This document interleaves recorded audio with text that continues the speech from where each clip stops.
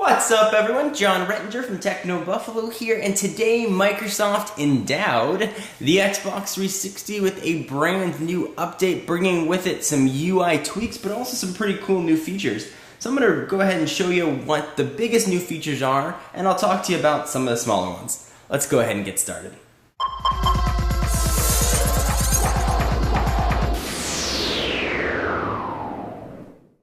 So this is going to be a mandatory update. Next time you turn on your Xbox 360 and connect to Xbox Live, you are going to have to download it.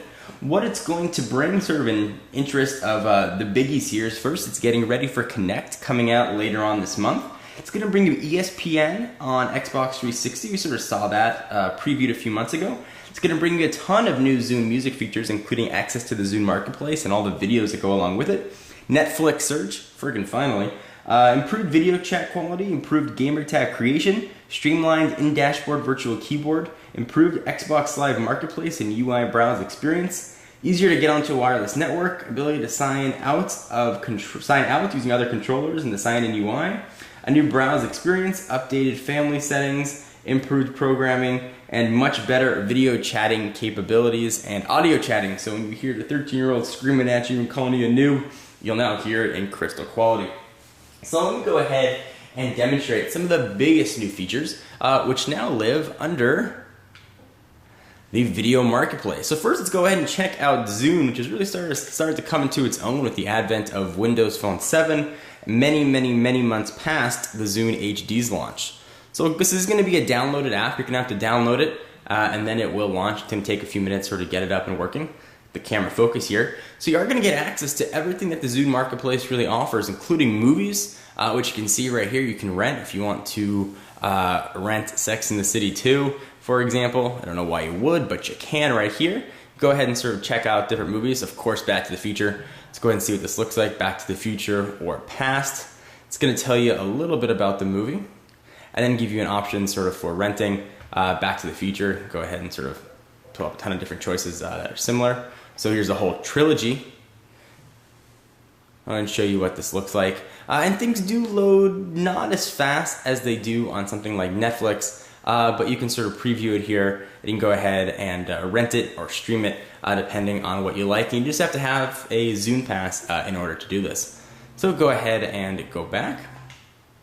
Sort of continue the tour here. So you get movies, you're also going to get TV shows. Similar principle, just sort of TV shows.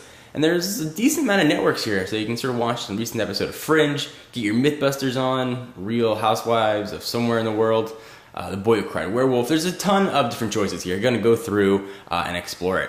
Music search is kind of cool too. You can now really use your Xbox 360 to be a more music central hub in your home, so you can stream all kinds of music. You can download whatever you want through the Zune Marketplace. If you don't know, it's a subscription service, so you pay a monthly fee and you can download anything that you want.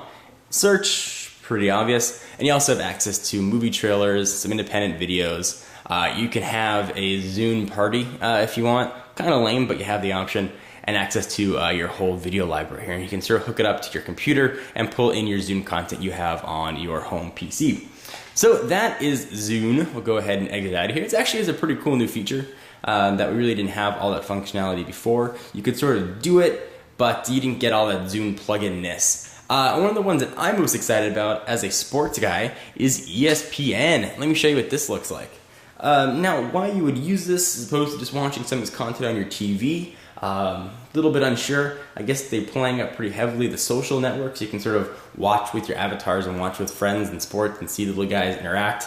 I prefer just pick up a phone and sort of talk to people while watching the game. But you can see all these guys here. This is live on ESPN3. There's some tennis going on. You can go ahead and sort of select whatever you want. Auburn Tigers, Mississippi Rebels, events, highlights, and more. So this is all live TV. You go ahead and play it, and it will start playing live. You can watch Sports Center right now, which is kind of neat, and it'll buffer it and sort of start playing. Quality, not fantastic.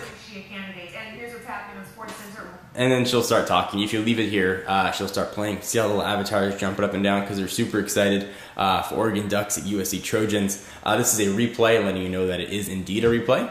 Let's go ahead and check out what you're going to get here with the events, highlights, and more. So if you want to catch up on your Lakers highlights, for example, you can go ahead and do that. They've got some on-demand stuff here if you want to watch whatever it might be. You can go ahead and see if what you want to watch is here, which is kind of neat, and things that you don't necessarily get over standard ESPN online, and it looks like it's powered by Cox, which I don't know, I find kind of funny. Upcoming events, you can see what's coming, featured highlights, you can check out some highlights from things. Your sports, you can go ahead and add a sport. So of course, I'm going to go ahead and add basketball. And of course I want to add the NBA. And then to go ahead and pull and insert my NBA highlights. On demand, upcoming events, featured highlights, my sports, browse all. Sort of get those options and see what the ESPN experience on the Xbox 360 is going to look like. And this is, once again, a downloaded app. So you're going to have to download it. The Xbox 360 had Netflix streaming. It was diskless, so you didn't have to put in a disc to do it.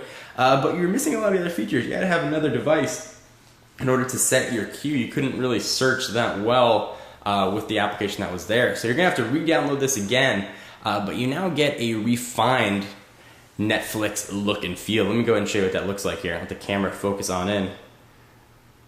Netflix, and it's loading. See, sort of that's the new loading screen, those two little circles going around. And now, most fancily and happily, you can see I was watching Iron Man, you have search. So you can search for whatever you want. You can see how it's set up there. Big row of letters across the top. You gotta find what you want and search, and you're good to go. Let's go ahead and exit out of for these features. And there are some UI tweaks in here. There's a new boot up screen when you turn on your Xbox. There's some refined avatar creations, or refined rather. A little more GUI intensive, I'd say. Things just look a little bit different. Getting ready for Connect. You can go ahead and see what different options are here. Some music marketplace, here's Zune, Last.fm, and sort of the rest of the stuff that is all advertising you probably will never look at. My friends, you can see sort of where your friends are again. Inside Xbox, nothing really new here. My community, kind of the same. You get the Video Connect channel getting ready to go. Facebook, which I probably would never use. Twitter's here as well. Probably never use as well because I don't have a keyboard. Welcome. And that's about it. This is much more of an evolutionary upgrade than revolutionary. When we first saw this entirely new interface and we got rid of sort of the old blades. It's welcome. Certainly it adds new features, which no one's going to complain about. It doesn't take away any features you might have liked. I just have the option of whether or not to use some of the new things as well, making the Xbox 360 an even better value than it already was. So I'm curious what you guys have to say. Are you excited about this update? Do you not care? Are you pissed you're forced to update and you want to jailbreak this thing? I want to know what you guys have to say. I'm John Rettinger from Techno Buffalo, and I'll see you in the next video. I'm a poet.